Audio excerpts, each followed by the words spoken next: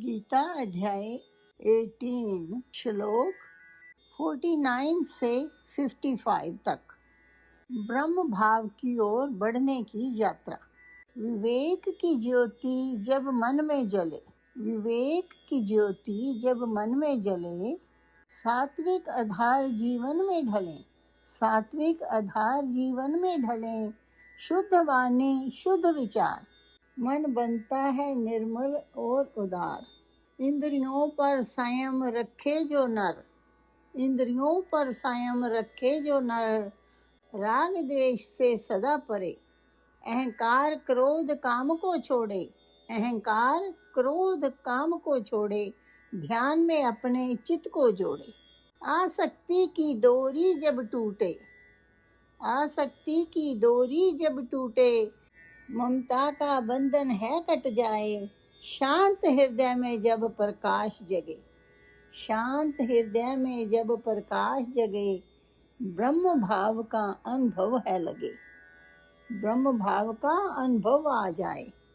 ना शोक रहे ना कोई अपेक्षा, ना शोक रहे ना कोई अपेक्षा, संतुलित मन में जागे सच्चा साक्षी, संतुलित मन में जागे सच्चा साक्षी, सब में एक ही परमात्मा को जाने, सब में एक ही परमात्मा को समझे, भक्ति के सागर में मन डुबोले।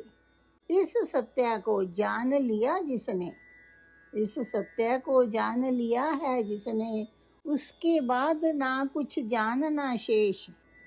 ब्रह्म ज्ञान की वह ऊंची अवस्था, ब्रह्म ज्ञान की यह ऊंची अवस्था, जीवन को कर दे पूर्ण विशेष, जीवन को कर दे सबसे विशेष। इन श्लोकों में श्री कृष्ण ब्रह्म भाव की अवस्था समझाते हैं।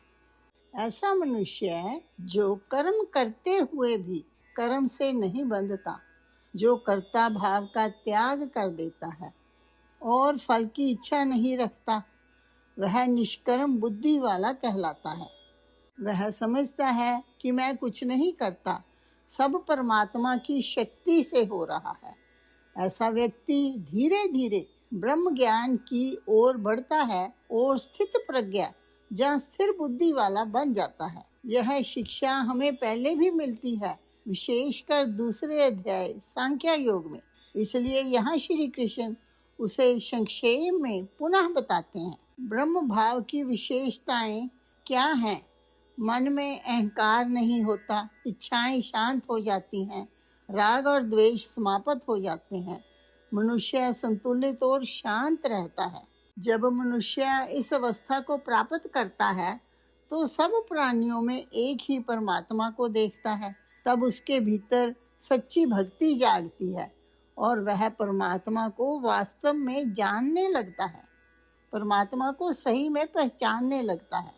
स्थित प्रज्ञा के लक्षण समझाते हुए श्री कृष्ण कहते हैं कि मनुष्य विवेक बुद्धि वाला होता है और सात्विक जीवन का आधार अपनाता है, धीरे धीरे ब्रह्म भाव को प्राप्त करता है। ऐसा मनुष्य शुद्ध वाणी बोलने वाला होता है, शुद्ध स्थान और पवित्र वातावरण में रहना पसंद करता है, अच्छे विचार और अच्छी बातें धारण करता है, मन और वाणी को अपने नियंत्रण में रखता है, उसकी बुद्धि आसक्ति से रहित हो जाती है, वह अंतःकरण और इंद्रियों पर भी संयम रखता है, उसके भीतर राग और द्वेष नहीं होते, अहंकार क्रोध और कामना का त्याग कर देता है, वह ध्यान और सजगता में रहता है। ऐसा व्यक्ति ममता से रहित और शांत हो जाता है। जब मनुष्य इस अवस्था को प्राप्त करता है, वह ना किसी के लिए शोक करता है और ना ही किसी से अपेक्षा रखता है। तब वह परमात्मा को प्राप्त होने के योग्य बन जाता है। जब मनुष्य परम सत्य को जान लेता है तो उसके बाद जानने के लिए कुछ शेष नहीं रहता।